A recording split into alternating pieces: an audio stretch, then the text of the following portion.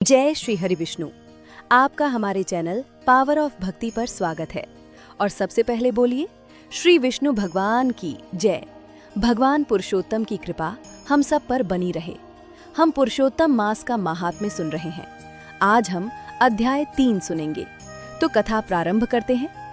नैमिषारण्य में बैठे ऋषियों ने सूत जी से विनम्रता पूर्वक कहा कि हे महाराज, भगवान नारायण ने देवर्षि नारद जी को जो शुभ और रहस्यमय वचन कहे, उन्हें हमें विस्तार से सुनाओ। मैं आज आपको वही कथा सुनाता हूँ जो मैंने सुनी है, तो ध्यान से सुनो। भगवान बोले, हे देवर्षि नारद, पहले एक पुरातन का प्रसंग सुनो जो स्वयं श्री कृष्ण ने धर्मराज युधिष्ठिर से कहा था।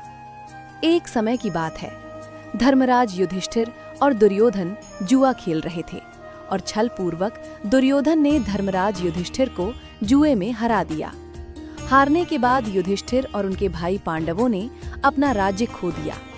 दुशासन ने द्रौपदी का अपमान किया और दुशासन ने द्रौपदी को सभा में घसीटा और उसके वस्त्र उतारने का प्रयास किया। तब भगवान श्री कृष्ण ने द्रौपदी की रक्षा की और उसके बाद द्रौपदी और पांडव अपना राज्य छोड़कर काम्य वन में चले गए। वन में युधिष्ठिर और उसके भाई अत्यंत कष्ट में जीवन व्यतीत करने लग गए। द्रौपदी अपने बिखरे हुए केस को लेकर दुख में जीवन व्यतीत कर रही थी।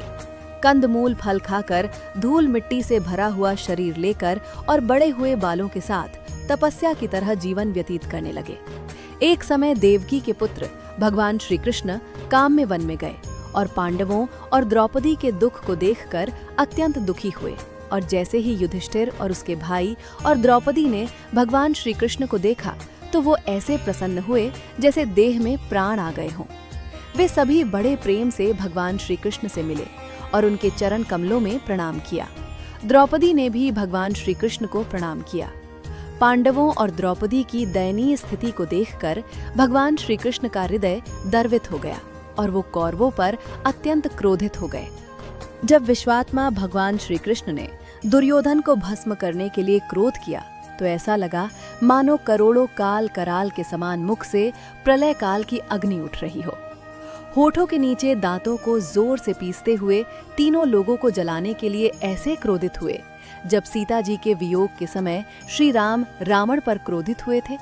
तब भगवान श्री कृष्ण के इस क्रोध को देखकर अर्जुन भयभीत हो गए। युधिष्ठिर, द्रौपदी व पांडव हाथ जोड़कर भगवान को प्रसन्न करने के लिए स्तुति करने लग गए और अर्जुन बोले कि हे कृष्णा, हे जगन्नाथ, जगत के नाथ, जगत के बाहर नहीं हूं मैं, आप ही जगत की रक्षा करने वाले हैं। हे प्रभु, इसलिए एक अपराध के लिए आप समस्त विश्व का नाश नहीं कर सकते। कौन भला ऐसा होगा जो मच्छर को भगाने के लिए अपना ही घर जला देता है। अर्जुन ने भगवान से इस प्रकार निवेदन कर प्रणाम किया कि भगवान श्री कृष्ण अर्जुन के इस भाव को देखकर शीतल हो गए। सूत जी कहने लगे कि श्री कृष्ण ने अपने क्रोध को शांत किया और स्वयं भी चंद्रमा की तरह शांत हो गए। इस प्रकार भगवान श्री कृष्ण को शांत देखकर पांडव स्वस्थ हुए और सभी ने भगवान को प्रणाम किया और कंदमूल फलों से भगवान श्री कृष्ण की पूजा अर्चना की। विनम्र अर्जुन ने श्री कृष्ण को बारंबार प्रणाम किया और जो प्रश्न आपने हमसे किया है वही प्रश्न उन्होंने श्री कृष्ण से भी किया कि हे प्रभु, ऐसा कौन सा उपाय है जिससे मनुष्य के सभी दुख दूर हो जाए। तब भगवान श्री कृष्ण ने कहा कि हे अर्जुन, यह अत्यंत गुप्त और दुर्लभ रहस्य है जिसे ऋषि मुनि आसानी से नहीं जानते हैं। फिर भी तुम्हारे प्रेम व भक्ति के कारण मैं तुम्हें बताता हूँ। तब भगवान श्री कृष्ण ने कहा कि इस सृष्टि में हर वस्तु जैसे समय, मास, ऋतु, नदियाँ, वन, पर्वत, सबके अपने अपने देवता होते हैं जिनकी पूजा से फल प्राप्त होता है। और फिर उन्होंने अद्भुत कथा सुनाई कि एक बार एक अधिक मास उत्पन्न हुआ, लेकिन उसमें सूर्य की संक्रांति ना होने के कारण उसे सभी लोगों ने अशुभ मान लिया और उसे मलमास कहकर अपमानित किया।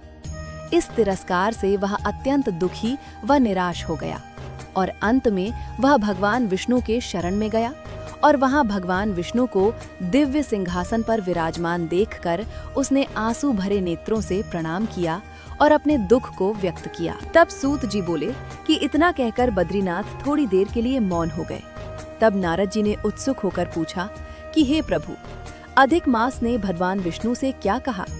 आज का अध्याय यही समाप्त हुआ और भगवान नारायण ने देवर्षि नारद को जो अधिक मास के बारे में बताया वो हम कल के अध्याय में सुनेंगे। दोस्तों, अगर आपको हमारी वीडियो अच्छी लगे तो लाइक करना, चैनल को सब्सक्राइब करना और कमेंट में जय श्री हरि विष्णु जरूर लिखना।